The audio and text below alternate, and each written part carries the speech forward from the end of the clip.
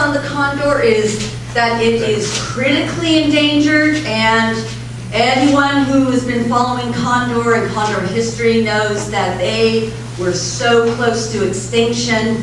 And but it's a member of the New World vulture family, the Cathartidae. It has a wingspan of 9.5 feet and is the largest flying bird in North America, unlike the South American Andean condor. They inhabit the forests and rocky shrublands and oak savannas of California, Arizona, Utah, and Baja California, Mexico. The California condor is distinguished from other birds by its large black body with white triangles under wing and its red-orange bald head. And that head starts out grayish, darkish, and they only get that brilliant color as they get to about 5 or 6 years. They were near extinction in the late 1970s with only a few dozen birds left in the wild. California Condor Recovery Plan was initiated in 1975, and today there are close to 450 condors with 270 living in the wild. So they have had successes, but it's a majorly managed population, and we'll be speaking more on that. Conservation status, of course, critically endangered, and there are major threats to survival. Things have changed over the years. Lead poisoning, of course, is a huge one. We'll speak more on this later, but in California condor areas in California, you're not allowed to use lead bullets, and they're working towards the 2015, 16, 17 to 19, getting less and less lead out there in the bullets. Don't ask me about Trump. Microtrash consumption is probably the major problem right now. Oh, that's nice. Thank goodness someone knows how to work switches. Loss of habitat, and back in the day when the numbers were starting to go, people really thought habitat loss was the major component, and that if they were to save a lot of wilderness, that the numbers would rally. Power lines, of course, are a problem for a lot of birds. DDT was a problem. It's outlawed now, but its derivative, DDE, is still a problem, and other poisons like strychnine, all the poisons that ranchers would leave out to poison coyotes and other animals that the condor would want to eat and such. All right? Anyone want to play with Animalia tortuga, Aves, the Cipiforms, Cardididae, Gymnotops californianus? Okay, don't film that. All right, so the quick facts: 9.5 feet, strong wing bones to hold that place while you're soaring. Anyone who's ever taken out a small plane, a glider, knows that sensation. Consume carrion. Thank goodness. Imagine our planet without scavengers. And they're consummate. I mean, what's it called when you only eat with a lion? Obligate. They are obligate scavengers. They have to eat carrion. Strong hooked beak for ripping and tearing flesh.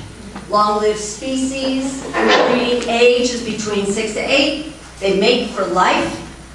Female will only lay 1 egg every 2 years, but if the egg fails, they can double clutch. But that's one of the reasons that getting those numbers back is very difficult. 56 days of incubation, the young fledge at 5 to 6 months, and they nest in caves, crevices on rock faces, and tree cavities. All right, so the family of Cathartidae. Cathartidae, I'm not sure if you're allowed to go to. So we are working now on the Western Hemisphere, and the recognized species are the California condor in North America and the Andean condor in South America. The Andean condor is the national bird of a number of countries, including Bolivia, I believe Ecuador. Yes, okay. So this family also includes turkey vulture and the black vulture, raptorial in appearance, certainly specialized, which could have been spelled better. New World vultures have toes that are distinctly different from other birds. The hind toe is small and weak, and thus they are going to eat at the site. They do not have the ability to carry the meat product away to another location. Just a difference between New World and Old World. This is, of course, California condor. And this, as an Old World, this is an example of a griffin vulture. And one, you know, if anyone remembers, we used to have one at our zoo. And is he still here? Jeffrey, is he still? I haven't, okay. No. So,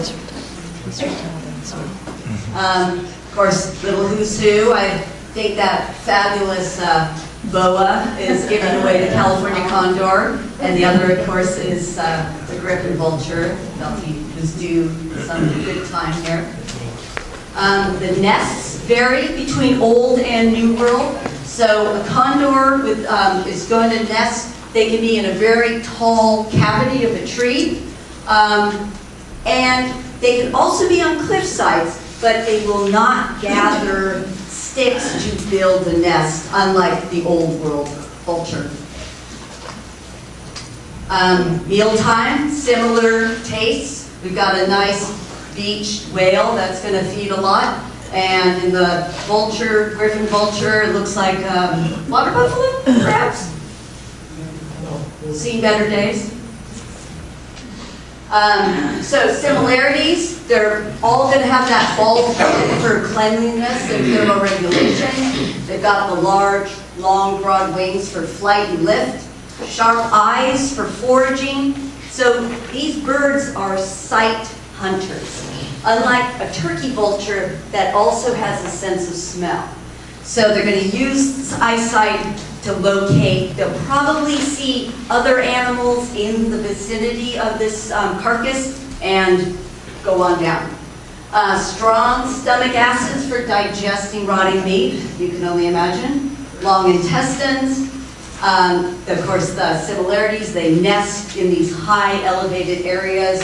They both have these weak feet, and the bill is designed for tearing meat. But between them, unlike the Old World vulture, the New World has sense of smell in some, like that turkey vulture. And I believe the black vulture also has a sense of smell. They have a longer, slightly webbed feet. The foot is even weaker than the other vultures. They have a lack of a syrinx, so they don't have a proper call of any kind, and the sounds they make are hisses and grunts. You want to hiss and grunt for me? No. Sorry, it's something like that. Oval perforate nostrils with no dividing septum, lack of a bony brow, and defecates on legs. And that is relating to stork family. I will not defecate on my legs for the show. All right, so we've gone over the north and south. I think that's kind of a repeat. So it is kind of a repeat of what I was just saying, but New World vultures have the toes that are different, and they're now known to be closely related to storks. And like storks, New World vultures defecate on their legs. And they don't build a stick nest, do not have true vocalizations, and do not nest colonially. Now, finally, the California condor. Beautiful, beautiful bird. Historically, going back 10,000 years ago, their range was across much of North America. At the arrival of the European settlers, the Condor ranged along the Pacific coast from British Columbia down to Baja, Mexico. But by 1940, the range was reduced to the coastal mountains of California.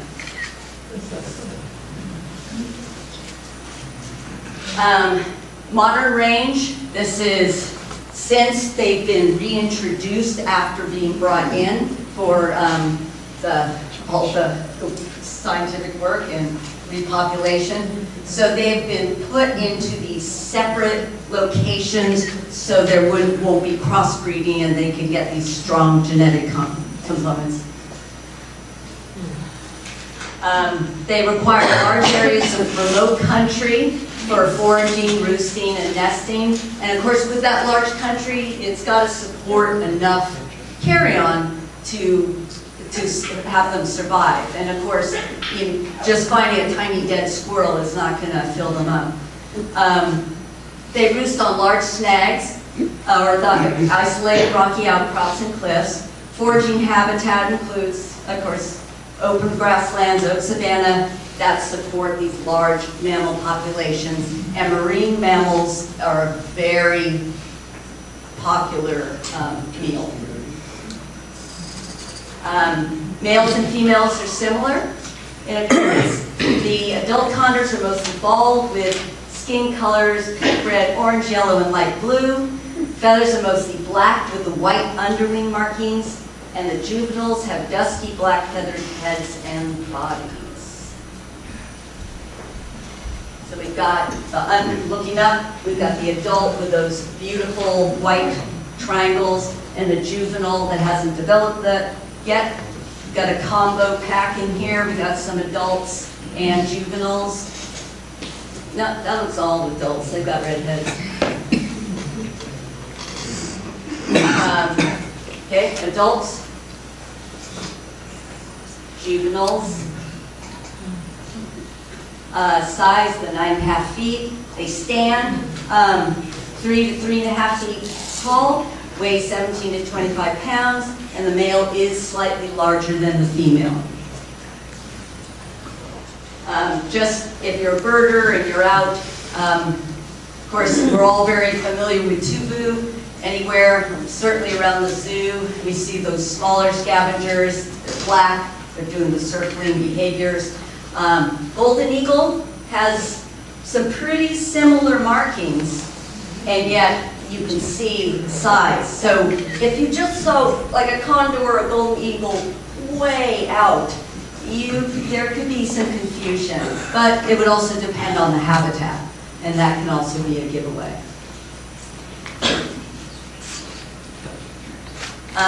That beak, you can see how useful it is for tearing that flesh and meat.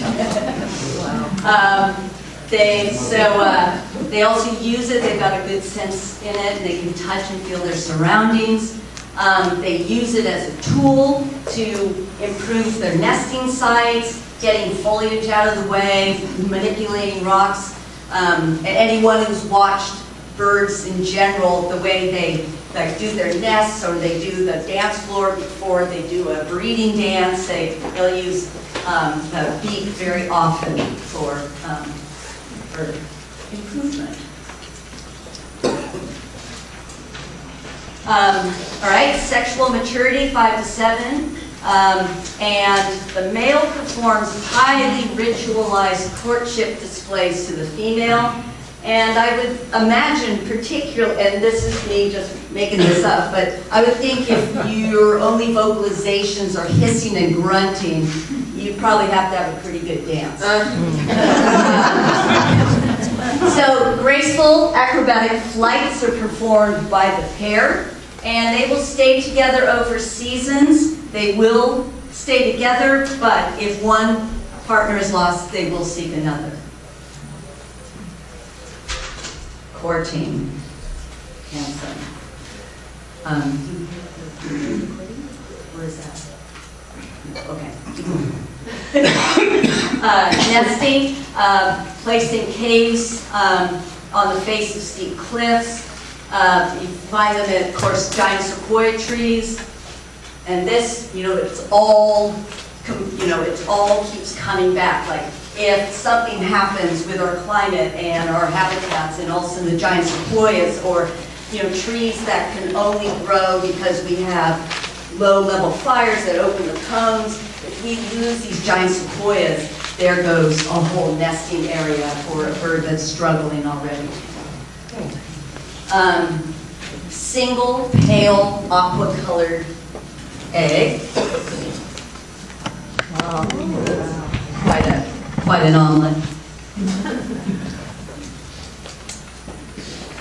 If it is lost, they can double clutch, and both parents incubate the egg. I've seen some fabulous videos where egg is hatched and that chick is just newborn, just getting those first downy feathers, and the father comes in and he's wants to take over keeping the baby warm, and mom's sort of like showing, and he's like kind of pushing his way in, and she's pulling him back like, nah, not ready, but they're good parents. They remind me of the hornbills.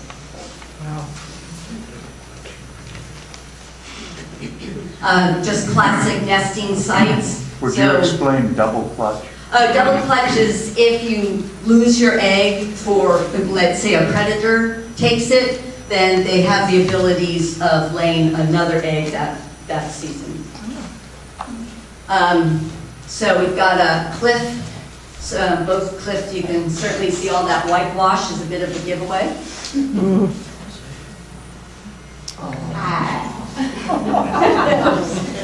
So I just love the tenderness where you have this animal with this phenomenal build that's designed for ripping flesh, and yet the sensation that it has, the nerve endings, the tenderness of it stroking, is just beautiful.